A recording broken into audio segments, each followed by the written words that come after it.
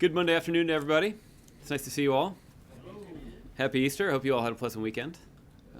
I do not have any announcements at the start, so we can go straight to your questions. Kevin, you want to start?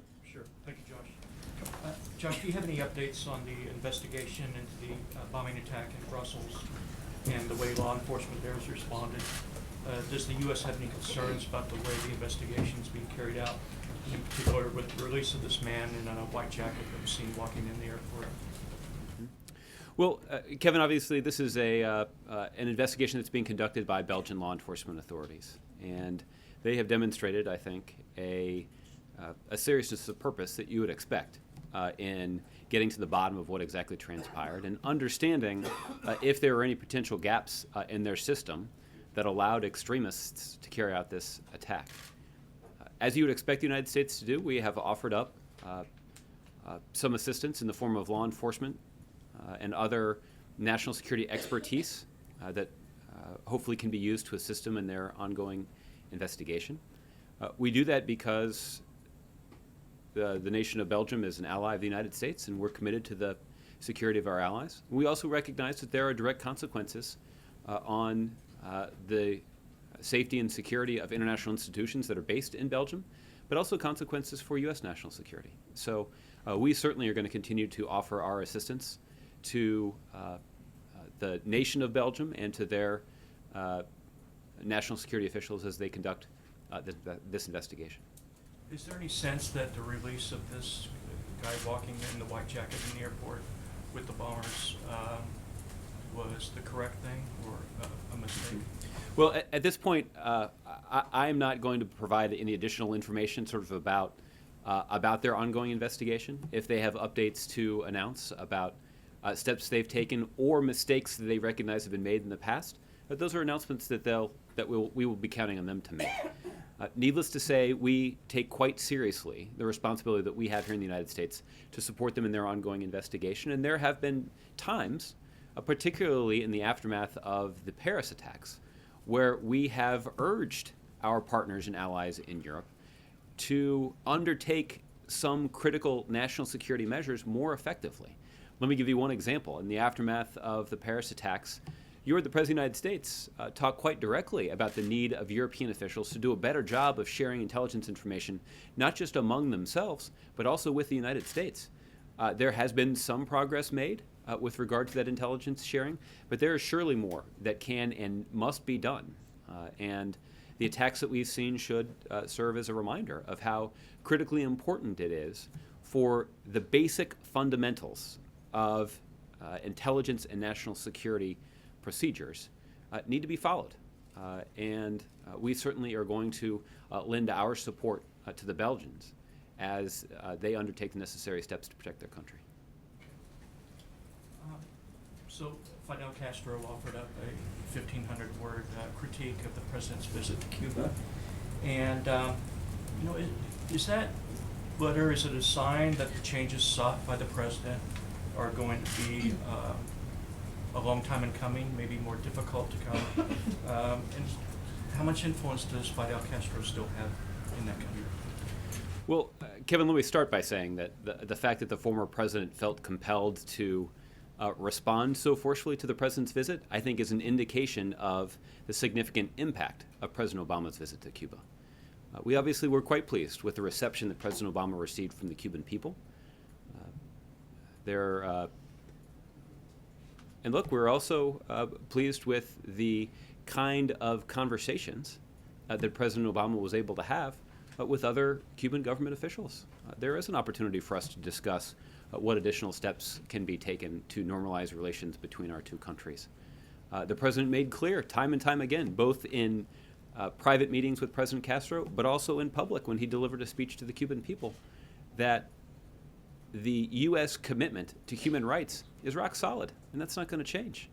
And we're going to continue to be leading advocates, and President Obama is going to continue to be a leading advocate for universal human rights, not just in the Western Hemisphere, but around the world. And the kind of engagement that President Obama was able to pursue in the context of his visit is the kind of engagement that would not have been possible had he not made the trip. The president was able to go to Cuba and urge President Castro in person about the importance of human rights. The president was able to stand before a news conference of the assembled global media and make a forceful case for the Cuban government to better protect universal human rights. That also created a venue where a couple of your colleagues were able to ask President Castro about this issue directly. That's the kind of thing that's never happened before. And there's no denying that that creates some additional pressure on the Cuban government. And again, the fact that the former president felt compelled to respond, I think, is an indication that the trip had its intended effect. Thank you. Okay. I also wanted to give you a chance to talk about the response to the Easter terror attack in Pakistan. Mm-hmm. Listen, the United States condemns in the strongest possible terms this terror attack at a children's park in Lahore yesterday. It's grotesque. And the fact that you have an extremist organization targeting religious minorities and children is an outrage. The other thing, Kevin, I think is indicative of what we talk about up here quite a bit, is that even though this terror attack was targeted at Christians, a religious minority in Pakistan, again, that is in and of itself grotesque. But the fact of the matter is that, based on the names that we're seeing now, that the majority of the victims were actually Muslims. And it demonstrates how important it is for the world to come together to fight this kind of extremism. And that certainly has been the approach that the president has taken in making sure that peace-loving people of all faiths and of all religions must come together to fight this kind of extremism. And that certainly is what our values and our sense of morality tells us. But also, as a purely practical matter, that's also what's going to be required. And our success in fighting extremism around the globe is going to also depend on the ability of individual nations to fight extremism within their borders. And certainly the government of Pakistan understands this today, just how critically important that is. Do attacks like these point to our success or failure in the war against terror in the Middle East? Well, I don't think that you can point to one specific event and draw broader conclusions about our overall efforts to stamp out extremism around the globe. I think it is an indication that there is more that needs to be done. You heard in a briefing that was led by Secretary Carter and General Dunford on Friday talk about the important progress that we've made against ISIL in Iraq and in Syria. A number of leaders of that organization and many of their capabilities, including their ability to finance their operations, has been significantly weakened by steps that have been taken by the United States military and our coalition partners over the last few months. That's an indication of important progress, but the president's key understanding here is that our success is going to depend upon the ability of our partners around the globe to take action to protect their own countries and to fight extremism in their own countries.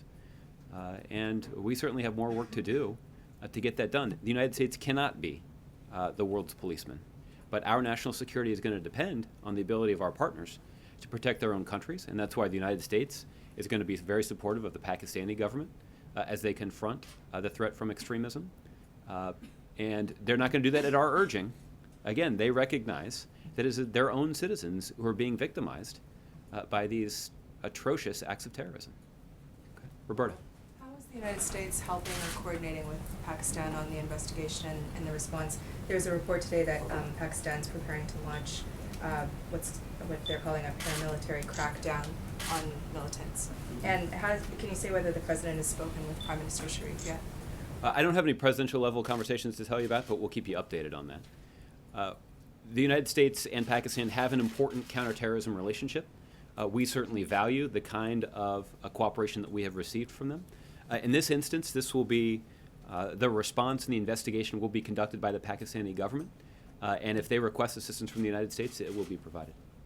And Turning back to Belgium for a second, you noted that the U.S. is offering support, but I'm wondering whether you can say whether Belgium is accepting the support that has been offered, and whether you can describe at all the kind of support that is being provided. Well, I'm not going to get into. I won't be able to get into the details of what kind of support we are providing. Obviously, there are law enforcement resources that the United States have. We have investigators, law enforcement investigators in this country that have a particular expertise in investigating these kinds of incidents. And there also is obviously important work to be done when it comes to analyzing intelligence and making sure that leads are being properly followed. But I'm not going to be able to get into details of exactly how that assistance is being provided. But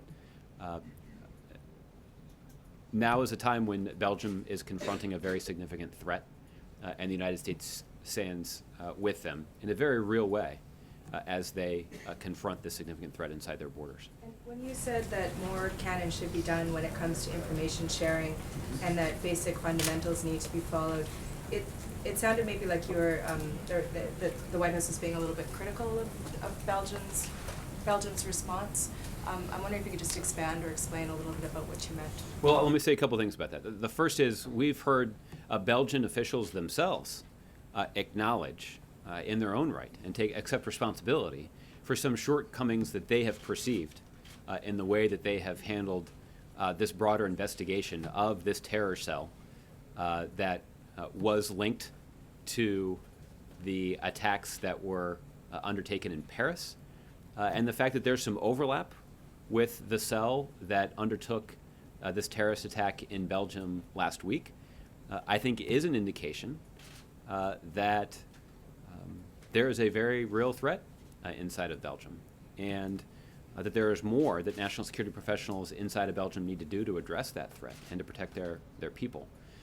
This is an admission, an acknowledgement that we've heard from Belgian officials themselves. But what the United States is going to continue to do is to continue to push them to take the necessary steps to make sure that if there are any gaps in their national security apparatus, that those are filled. And if the United States can play a useful role in filling those gaps, then we'll do that.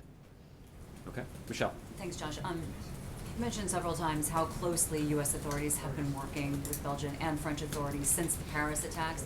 So I guess the question could be asked then, when you look at these holes or shortcomings or miscommunications, couldn't the U.S. have helped them more in tracking down this zone? Well, ultimately, Michelle, these kinds of actions and these kinds of investigations and the steps that are taken to prevent these kinds of incidents are the responsibility of the Belgian government. And look, in the immediate aftermath of this attack taking place, the President of the United States was on the phone with his Belgian counterpart. So our coordination with Belgian authorities starts at the top level. But all the way down the chain, at the level of Homeland Security, of law enforcement, of intelligence, the United States is able to offer assistance to our European allies as they confront this threat. And we're going to continue to do that. And again, we do that because Belgium is an important ally of the United States. We do that because there are important international institutions that are located in Belgium, including NATO. But we also do that because we understand that there are direct consequences for U.S. national security when it comes to making sure that Belgium is safe as well. And given that there's such a lack of information on the communications leading up to this attack, is it a foregone conclusion that encryption was involved, or what are you saying about that at this point? Well, obviously the Belgian authorities are trying to learn as much as they can about how this particular terror cell operated. So I don't have any information to share about what we've learned about how that cell operated or any method of communication that they use to organize their activities. Obviously, all of this is getting a close look from Belgian authorities, and it should. So you don't have a sense as to whether encryption played a role and the fact that this couldn't have been uncovered? Well, this is exactly what Belgian law enforcement authorities are taking a close look at, and I just don't have any updates in their investigation to share at this point. Okay, we heard Secretary Kerry say that the rhetoric of the Republican Party right now is an embarrassment to the country. Does the president agree with that? Do you agree with that? Well, I think the president himself has observed that the kind of rhetoric that's emanating from the Republican Party, and it's not just one candidate, it's from multiple candidates on the Republican side, is directly contrary to our values, the values that generations of Americans have fought and died for. Their rhetoric is also counterproductive when it comes to protecting the American people, and that's a significant problem too, particularly when you're the commander-in-chief and you're on the hook. You're the one that's primarily responsible for the safety and security of the American people. And the suggestion on on the part of some of these Republican candidates is to marginalize certain communities in a way that could be counterproductive to our national security.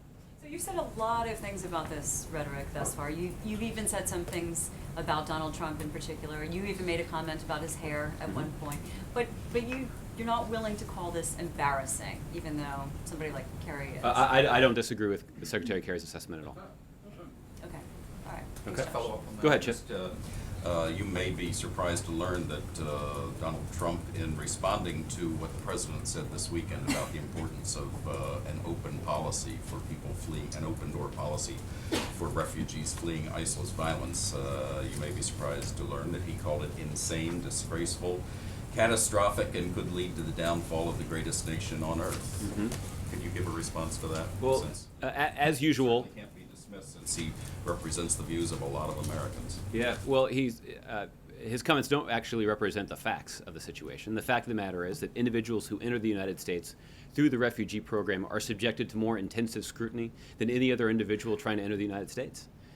Typically, it takes between 18 to 24 months for an individual who is entering the United States through the refugee program. And the reason for that is individuals who are seeking to travel to the United States as a refugee are subjected to in-person interviews. They're subjected to background checks. Their names are run through a variety of databases that are maintained by the U.S. military and the United States intelligence community.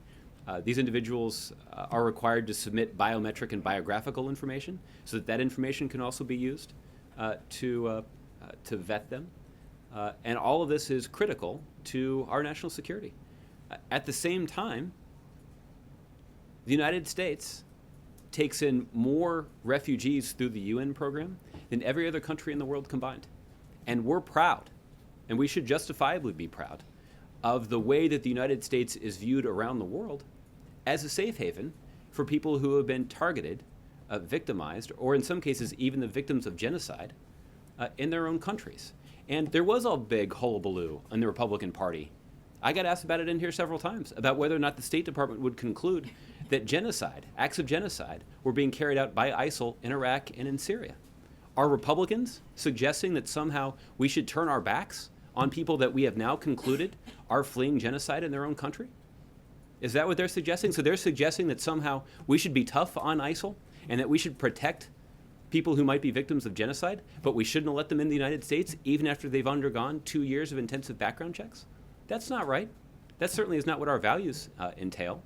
And it's why I continue to believe, and Secretary Kerry and the President have both commented, that this kind of rhetoric from the Republican Party is counterproductive to our national security and flies in the face of the values that our country holds dear.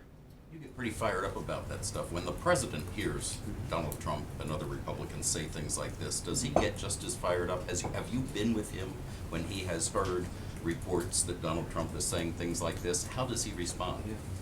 His response, I think, is rooted in the fact that as the Commander-in-Chief of the United States, that his top priority is to keep the American people safe. But does he get fired up? Does he get angry? Does he show his frustration back there in the Oval Office? Well, look, I think there is no denying that the president's passionate about these issues. He certainly does not condone in any way the kinds of comments that we've seen from several Republican candidates on this stuff. But look, I also think that the comments that you just read me, that apparently are recent comments from at least one candidate, they're difficult to distinguish from comments that we've seen these candidates make over the last year. So maybe I'm just feeling particularly animated today. But You're look, tan today I got a chance to spend a little time outside before the briefing today. But look, we're talking about core American values, and we're talking about the kinds of policies that have been in place that have safeguarded our security and made the United States of America the beacon of freedom around the world for generations. And the fact is that I alluded to this too, there are generations of Americans that have fought and died for those values. Our country was established by people who were fleeing governments that were targeting them because of their religion. There are refugees to this country, including from Cuba, who were fleeing the flagrant violation of their human rights by their government. And they all turned to the United States because of what we stand for and because of what our values are. And for those values and those principles and those policies to be run down by somebody pursuing a cynical ploy to win votes in a party primary, it's disappointing to say the least. Okay. Tolu. During the trip in Cuba, there was a press conference and President Castro talked Yes, about... there was.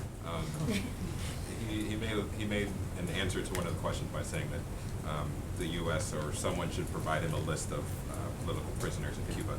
I know you all have said that you regularly bring up the issue of political prisoners, but I'm wondering if in the days since then there has been an official deliverance to the Cuban government of names of people who the U.S. believes are political prisoners in Cuba. Well, Tolu, I don't have any recent conversations to give you a lot of insight into.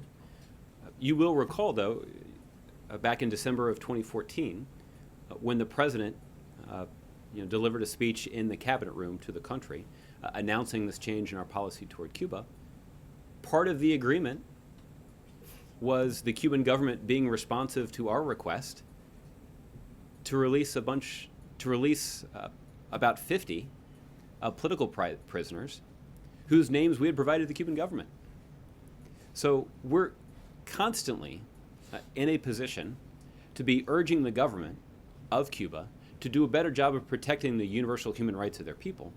But we're also making a specific push to look out for those that we know are being targeted because of their political views. So that is to say, our call for greater respect for human rights on the island of Cuba is both a generalized call about respecting the basic human rights of the Cuban people, but it's also a specific call about making sure that individuals who have been victimized or targeted or rounded up or tortured because of their political views are freed. And those efforts are not going to stop just because the president had a productive 2.5-day trip to Cuba. Those efforts are going to continue. And importantly, the United States and our government is not the only one encouraging Cuba to take these important steps. One of the benefits of this policy change the president has announced is that for a long time, our policy toward Cuba served as an impediment to our relations with other countries throughout the hemisphere. And for a long time, we saw countries in the Western Hemisphere who were more focused on the U.S. policy toward Cuba than they were on the policy of the Cuban government toward its own people. Now that impediment has been removed. And now we are seeing greater scrutiny applied toward the Cuban government and, frankly, tougher questions being raised about the way that the Cuban government treats its own people. That's a helpful thing. And that added pressure will only be a good thing for the Cuban people in the long run. I wanted to ask you about the nuclear summit. There are some reports that the Turkish president requested a meeting with President Obama, and that request was rejected. And Jeffrey Goldberg in The Atlantic described the relationship between the president and the Turkish leader as one of disappointment. I'm wondering if you can confirm that that request was made and rejected, and if the relationship is broken down to a certain extent between the U.S. and Turkey to where the leaders can't even meet face to face. Well, Tolu, over the course of the last 6 months or so, the president has had the opportunity to repeatedly meet in person with President Erdogan. You'll recall that when the president traveled to the G20, which was in Turkey, in Antalya, he had a meeting with President Obama, met with President Erdogan face to face. Just a week or so later, when both leaders were in Paris for the climate talks, President Obama and President Erdogan had an opportunity to sit down face to face. There have been a number of other telephone calls between the two leaders. You'll recall that Vice President Biden, just about 4 or 6 weeks ago, was in Turkey. He met personally with President Erdogan. And the reason for all that is that Turkey right now is going through a challenging time. That there have been terrorist incidents carried out on Turkish soil, and that has posed a threat to the national security of our NATO ally. And the United States stands shoulder to shoulder with our NATO ally. We also have important business to do with Turkey when it comes to our counter-ISIL campaign, and we've made important progress in ensuring that the United States and our coalition partners has greater access to military facilities inside of Turkey that allow for the more efficient conduct of our counter-ISIL campaign. We've also seen Turkey in the last several months make important progress in securing their border with Syria. Now, there's more that we'd like to see them do, but the fact is, because of Turkey's efforts to secure the border more effectively, we have seen the flow of foreign fighters be reduced. And that has a positive impact on our ability to degrade and ultimately destroy ISIL. So the point is, there's a reason for all these conversations, which is we've got a lot of important business with the Turks to do, and we've made important progress through that diplomacy. And I would anticipate that that diplomacy will continue when President Erdogan visits the United States to attend the National Security Summit later this week. And just one more on Puerto Rico.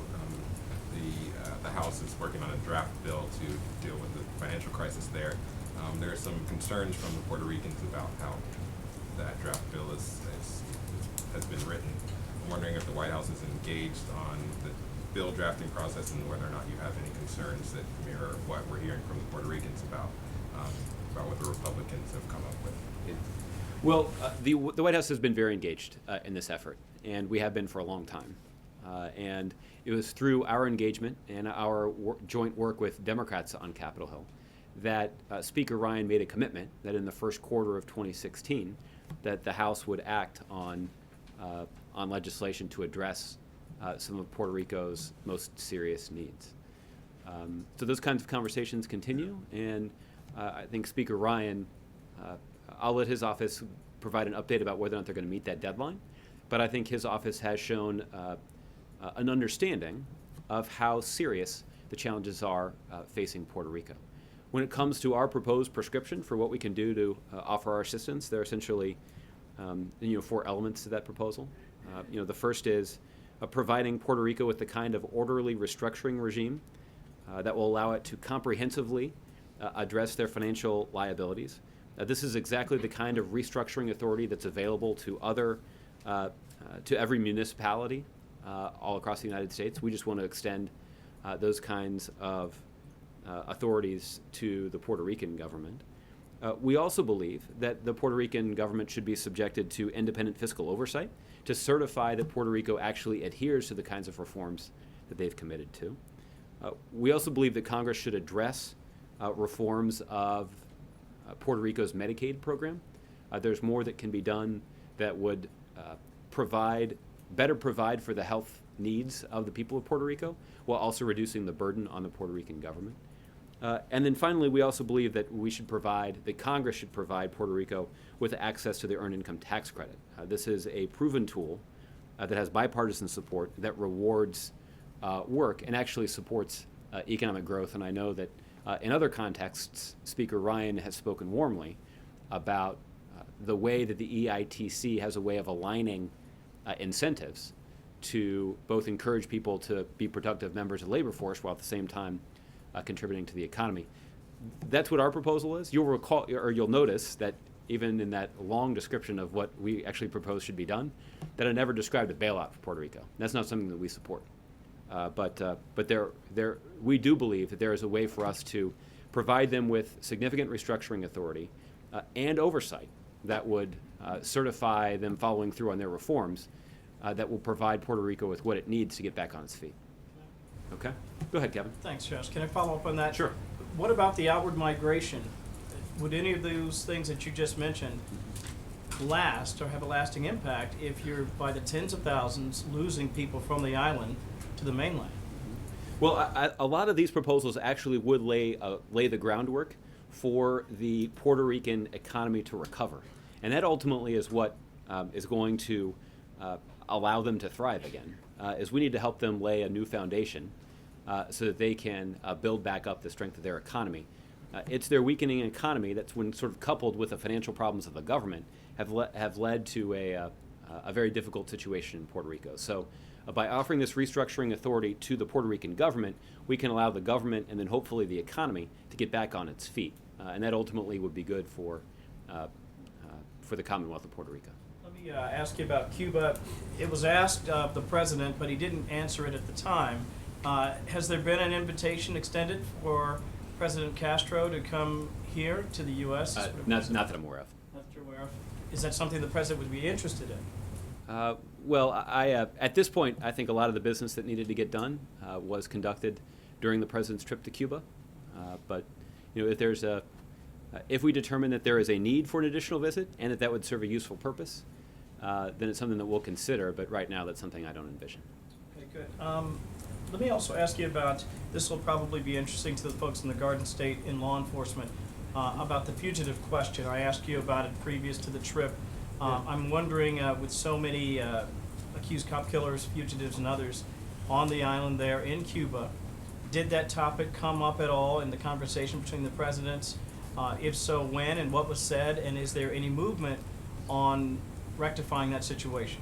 The president did have an opportunity in the course of his conversations to make clear that the kind of work that's currently being done in law enforcement channels to try to coordinate the return of some of these fugitives is a priority of his.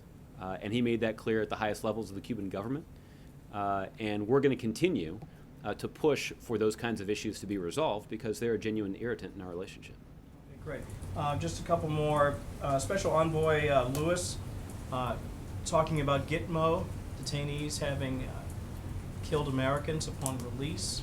That was last week. Is there an official word from the administration? Is that true? Is that not true? What can you tell us about the fact that there may be Gitmo detainees out there harming Americans?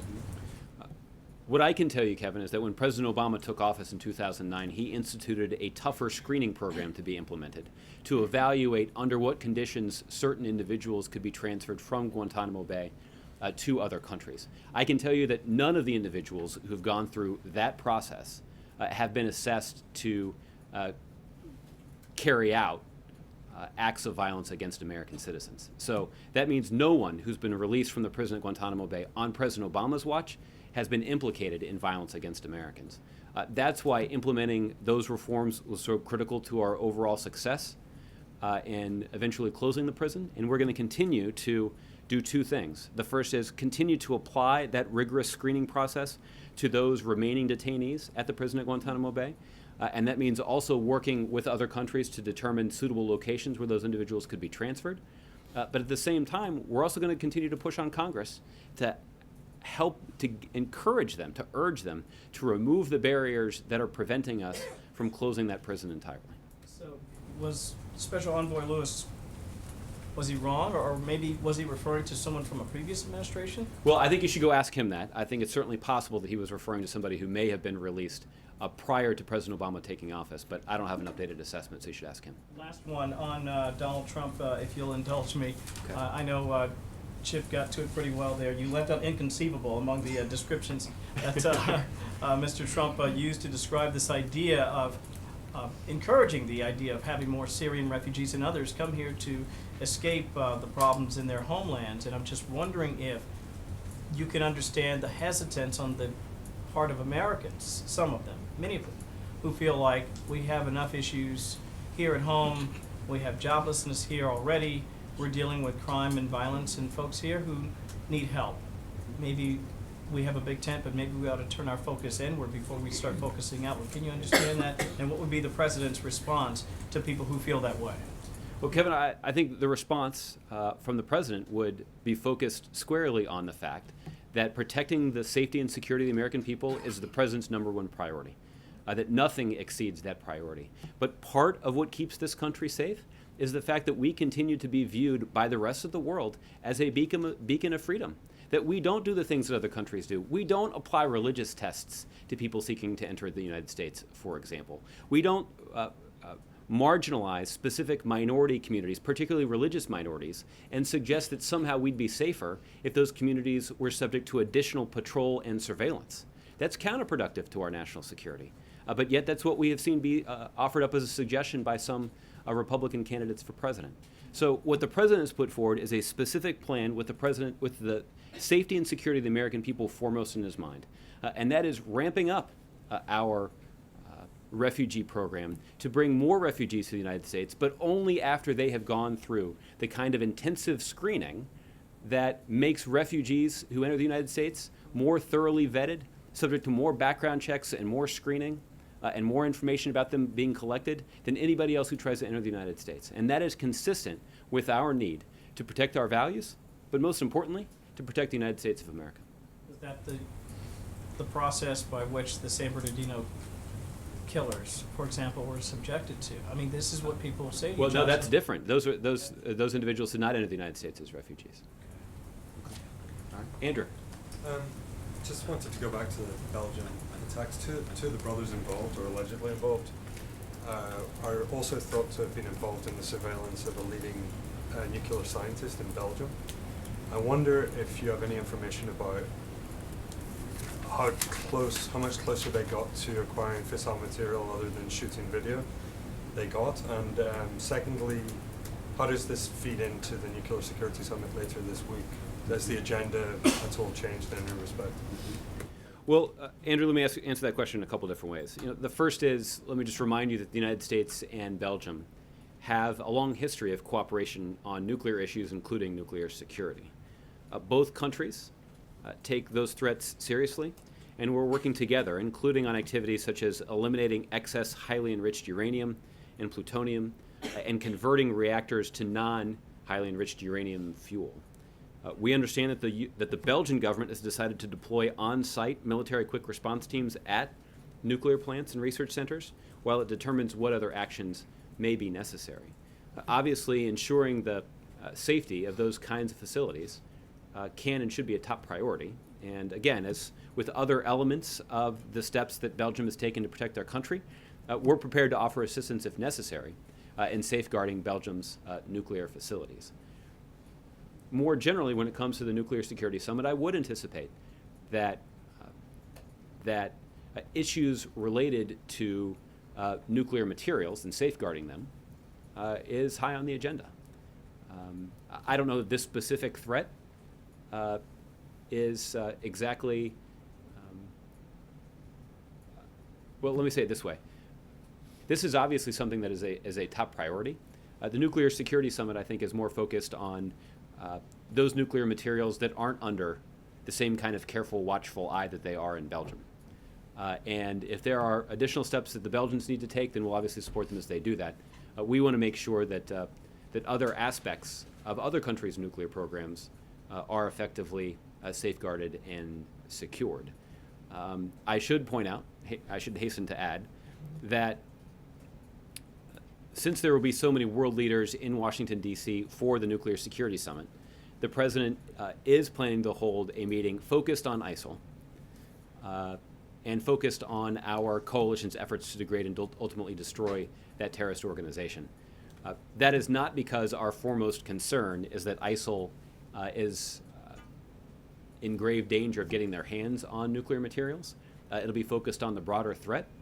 But obviously, the prospect of ISIL getting access to any sort of nuclear material is something that must be avoided, and that will certainly be part of the conversation. Given that this is the last such meeting of Obama's presidency, how do you ensure that this continues beyond the end of January next year? I mean, how can it not just fall by the wayside? Well, I think I certainly hope that the incoming president would understand that safeguarding loose nuclear materials around the globe is a top national security priority of the United States.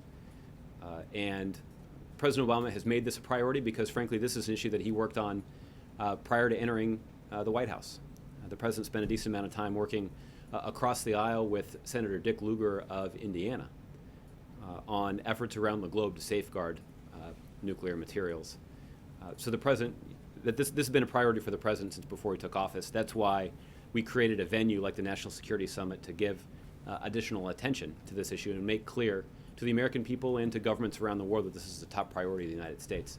The next president will come in with a mandate to make their own decisions about what elements of our national security need to be prioritized and what's the best way to do that. So we obviously would welcome a future president convening additional nuclear security summits. But given the important progress that we've made over the last 8 years on this issue, those kinds of summits will be different because of the progress that we've made. And we'll certainly have more to talk about that over the course of this week. Okay. Olivier. Thanks, Judge. I got a couple for you. In how many Democratic primaries nationwide has the president endorsed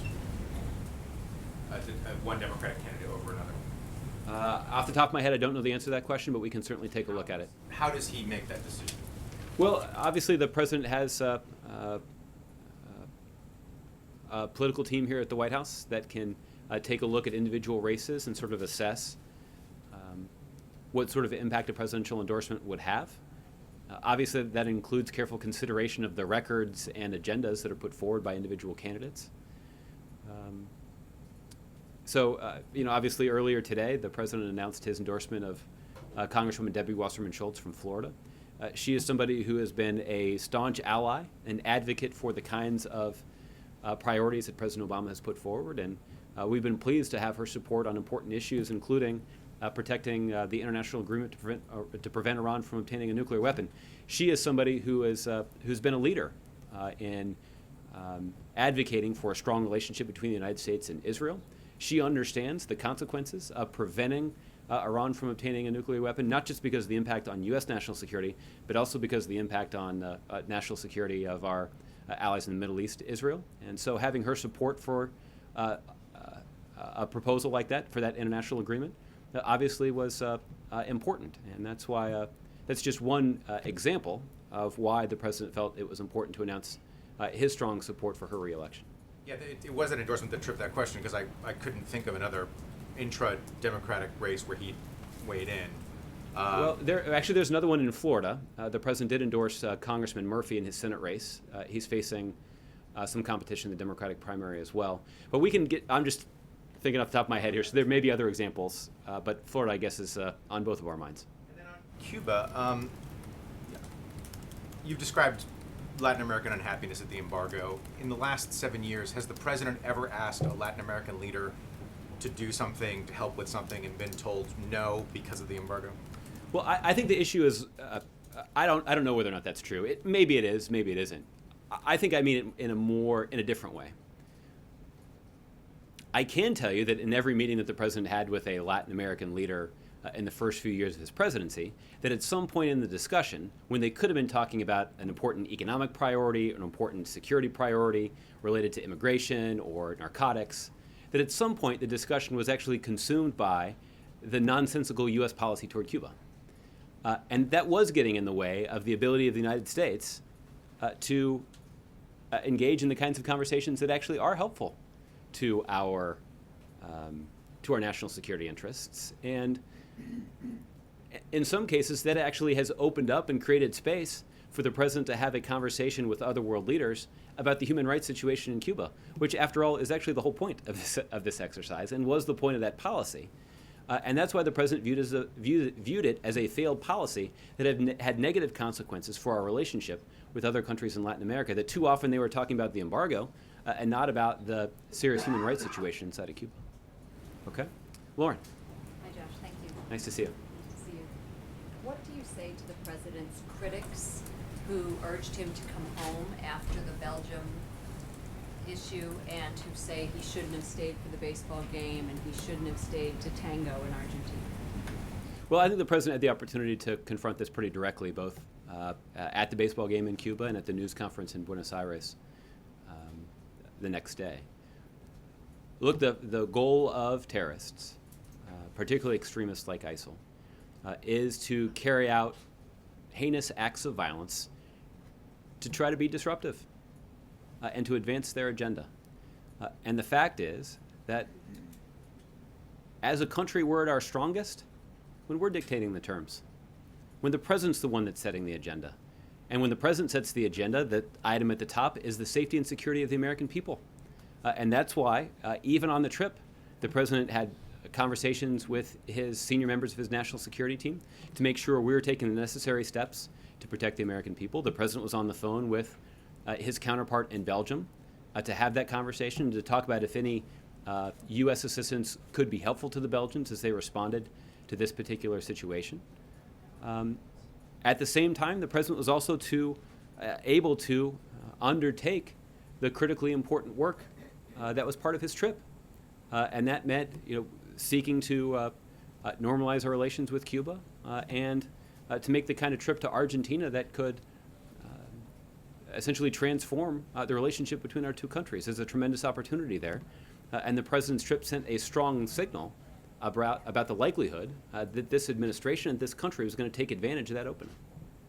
And secondly, what was the president's involvement in the genocide decision, if any? This is a decision that was made by the Secretary of State, and obviously the president agrees with it, but this was a decision that was made by the Secretary of State.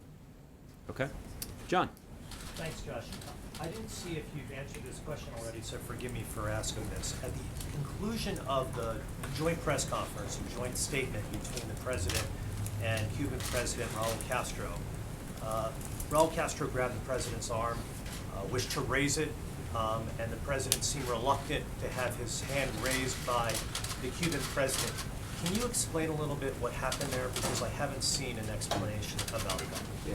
I do think that President Castro had in mind a rather iconic photo with President Obama and his arms raised together. I think President Obama believed that that would imply a whole lot more agreement on some priorities than actually exists. So the president was, of course, entirely comfortable appearing on stage with President Castro. They had important conversations behind the scenes. But I also think their differences of opinion on some really important priorities was also pretty evident from that news conference. And that's why the president resisted the idea of a photograph like the one that President Castro apparently envisioned. It was pretty quick thinking on the president's part. Did he anticipate that Cuban President Raul Castro would do something like that at the conclusion of the press conference? Well, I don't think that President Castro has a standard protocol for the end of news conferences, because I don't think they have news conferences as part of their standard protocol. So I don't know that anybody was expecting him to do that.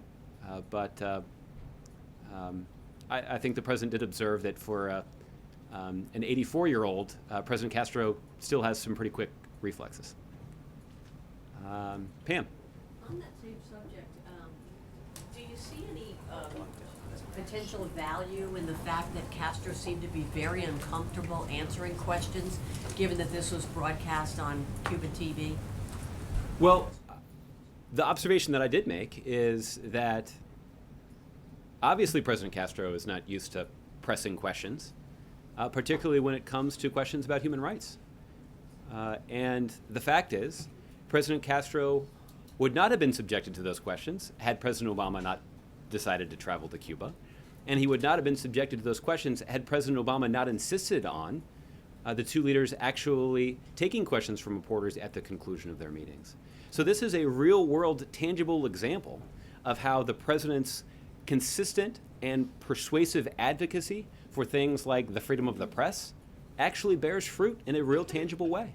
The president's proud of that record, and I think that will be an important part of his legacy. Was there anything calculated in trying to show that there was a lack of freedom in the press there by having him answer questions? No, I don't think there's anything calculated about it. Obviously, the journalists who were given an opportunity to ask questions were able to ask whatever question they wanted.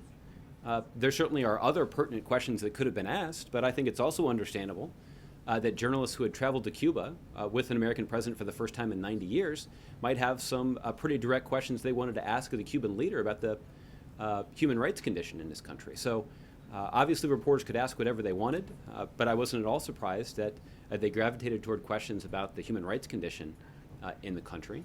And again, I think this is a testament to the kind of advocacy that the president has regularly engaged in as he's traveled around the world. And that hasn't been true just when he's traveled to Cuba. That's also been true when we've traveled to other countries that don't have the kind of commitment to human rights that we see in this country. And could you just give a little, maybe a preview of what the president's likely to do at the drug summit tomorrow? We will have more information about that before the end of the day today, but we'll certainly follow up. Okay? All right. Jim. At a briefing last Friday, Chairman of the Joint Chiefs of Staff, General Joe Dunford, revealed that he and Secretary Ash Carter were putting together proposals to increase the number of U.S. military on the ground there in Iraq. And I was just curious, are they putting that together as a result of any requests from either the NSC or the President? Mm-hmm. Jim, the way that the President has managed this policymaking process is one that has been focused on results. And what he has asked his team to put together are a variety of tactics that would be a part of our overarching strategy to degrade and ultimately destroy ISIL. There have been a range of tactics that have been involved. These have, the best example I guess I can give you would be sort of focusing on ISIL's financing and looking for ways to destroy the facilities where they store cash, to take out the leaders of their financing operation. And in the context of that news conference that you mentioned, the Department of Defense did announce that they had taken action against the so-called finance minister of ISIL. That's one indication that those tactics are actually bearing some fruit. The point is, the President's direction to his team has been, when we sense that there are some tactics like this that are showing some progress, then come back to me with suggestions about how we can reinforce that element of our strategy. So that is what has led to the focus on ISIL's financing. That's also why the President has approved the greater commitment of manpower to these expeditionary targeting forces that can be used to carry out raids against leading ISIL figures. That is only something that we've been doing over the last several months, but that was in response to the President's request for how the comparative advantage that the U.S. military has, particularly our expertise when it comes to carrying out these raids, can be used to advance our campaign. So I don't know exactly what Secretary Carter and General Dunford have in mind when they made that specific comment, but surely the President is eager to hear suggestions from his military leaders about the way that we could reinforce those elements of our strategy that have shown progress. And if that means a commitment of greater resources, including additional personnel to that effort, then the President will give it careful consideration. And over the weekend, the Syrian military forces were successful in driving ISIS fighters out of Palmyra, the ancient city there in Syria, and to retake the city. Is that somewhat of a mixed bag? While it's a victory against ISIS, doesn't it further entrench the Syrian military operations, who, by the way, were successful with the help of Russian airstrikes and Iranian Shia militias? So doesn't that, in effect, only cement Hafiz al-Assad's hold on Syria? Well, I think, Jim, what it does remind us is that we're never going to forget what ISIL did to Palmyra. That this was a city that reflected sort of our common human heritage, and that many of those cultural sites were destroyed by ISIL. And in fact, the archaeologist who was responsible for protecting those sites and for studying those sites was in fact beheaded by ISIL. Palmyra is a good illustration of the brutal assault that ISIL has carried out across Syria and on innocent Syrians in a way that has a tangible impact on the rest of the region and on the rest of the world. But what is also true is that over the long term, the Syrian army under Bashar al-Assad's command cannot bring lasting peace to Syria. That is why we remain committed to finding a political solution to the conflict.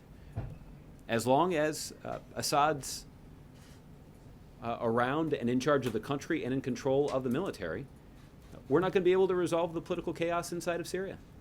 And that's why the United States has made this political transition a priority, and We're pleased to have the support of the Russians, who have also made that a priority, but there's a lot of more important work to be done to bring about this kind of political transition, because that's the only way we're going to be able to address the root cause of so many of the problems that are essentially an outgrowth of the chaos in Syria. So you don't see the defeat of ISIS in Palmyra as a victory for the Syrian military and President Assad?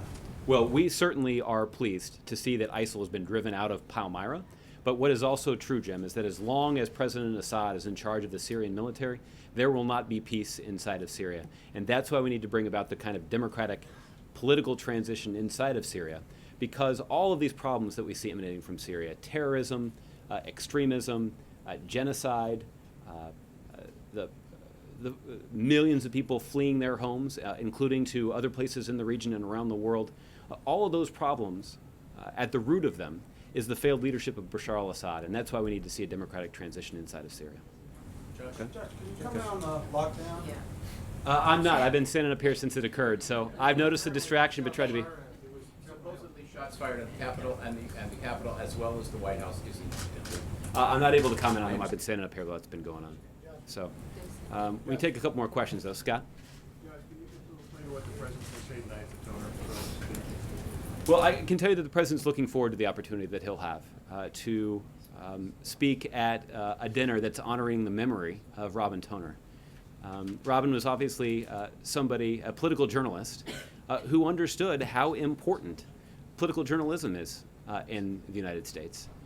She, throughout her career, placed a premium on understanding the issues and helping her readers understand what impact they would have on our country and on the world. And that ultimately made the citizens of the United States better voters and better at making decisions about the future of our country. And the president wants to use this opportunity to pay tribute to Robin and her career and her life.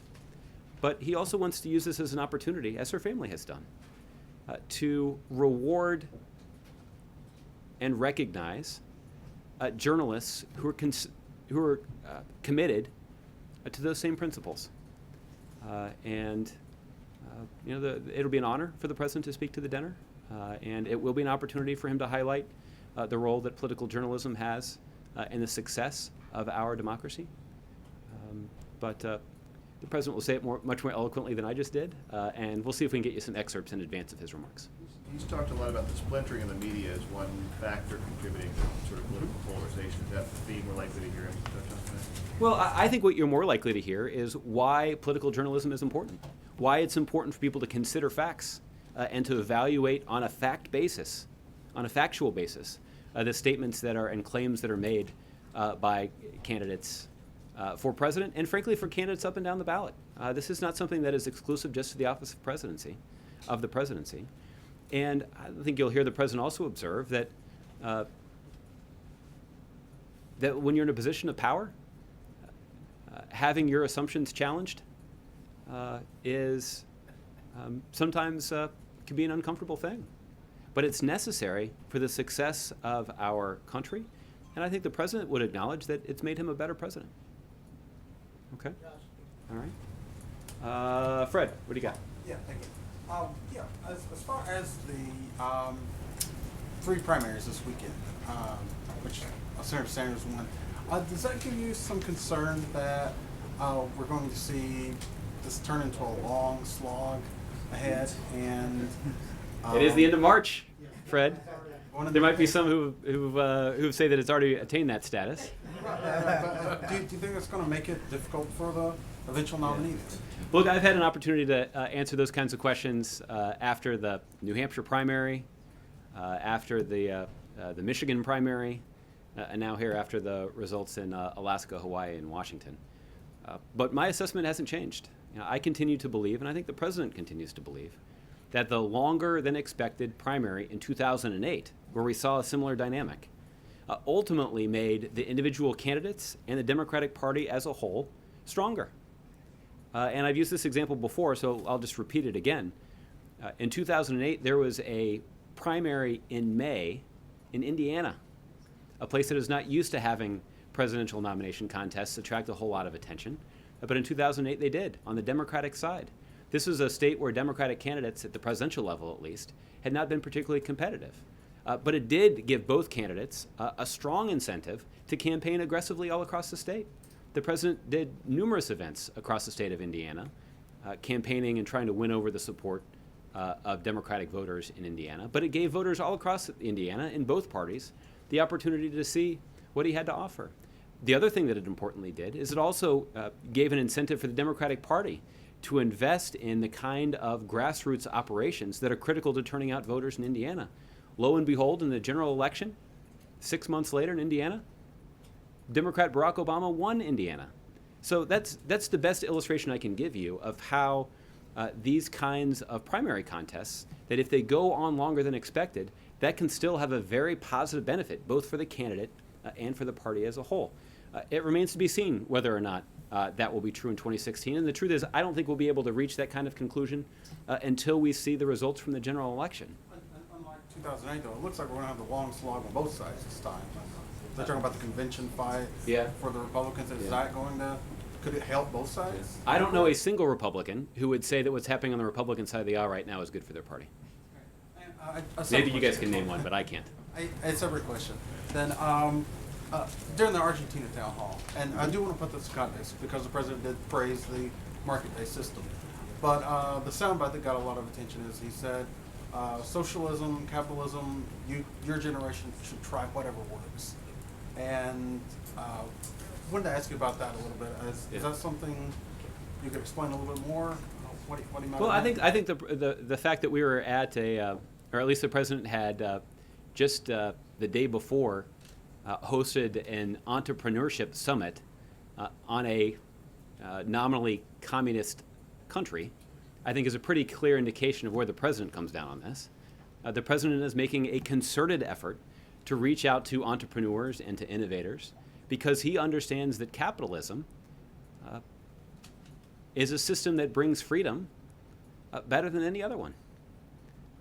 And the truth is, I think what he's observing is that the degree to which the government regulates the economy varies in a variety of countries.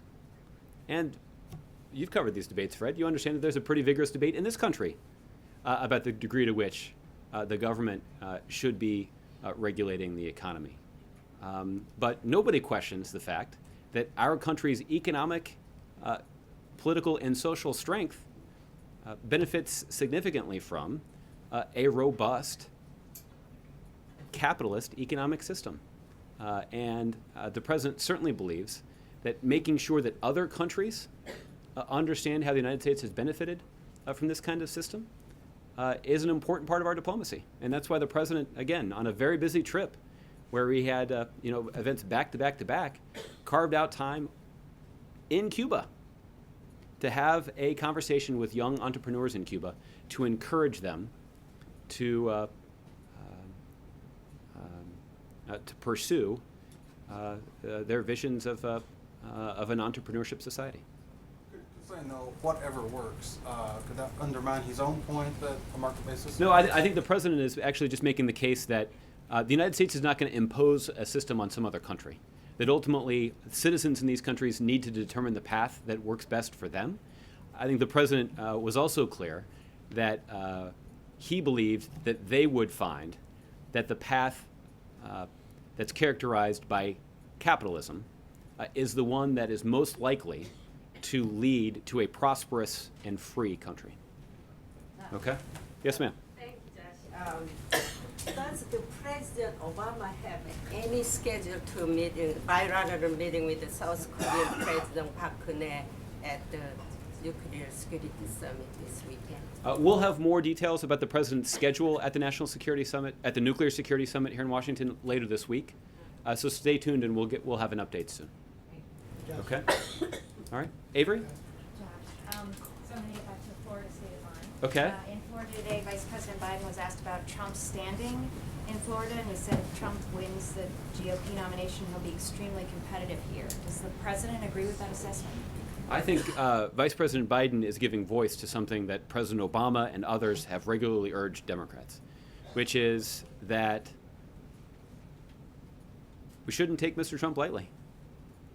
and that even if he is the Republican nominee, the Democrats are going to need to mount a serious campaign to ensure that he is not elected the next president of the United States. And that is certainly why I think you can expect that both the president and the vice president will be active on the campaign trail, making a forceful case for the Democratic nominee, whether that, frankly, is Secretary Clinton or Senator Sanders. Okay? All right. Lala. Thank God. Given that the president would be holding a separate session on ISIS with the world leaders on NSS sidelines, it is fair to presume that Al Qaeda is no longer a greater threat to the world. ISIS is now. Well, Lala, I think the administration has been quite clear that we are concerned about the threat that continues to emanate from Al Qaeda. What's different now is that Al Qaeda core that had previously operated with some impunity in the Afghanistan-Pakistan region has been decimated because of the actions taken by the United States military in that region of the world. But there are other affiliates of Al Qaeda that remain dangerous. And this didn't get a lot of attention last week, but I thought I'd just point out that last week the United States conducted an airstrike in Yemen against an AQAP target that took dozens of fighters off the battlefield. That is an indication that for all of the chaos inside of Yemen and all of the chaos inside of the region that is being perpetuated by ISIL, that this administration has not taken our eye off the ball when it comes to the threat that is posed by Al Qaeda. And I think the fact that the president ordered that strike, and that was a strike that was carried out by the United States military, I think is a clear indication that that's a threat that we continue to take seriously.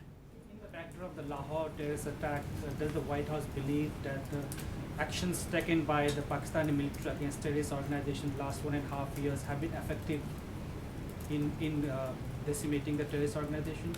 Well, listen, obviously there is a serious extremism and terrorism problem inside of Pakistan, and the Pakistan government understands that. And the United States has certainly been supportive and encouraging of the Pakistani government as they've considered the steps that are necessary to combat that extremist threat.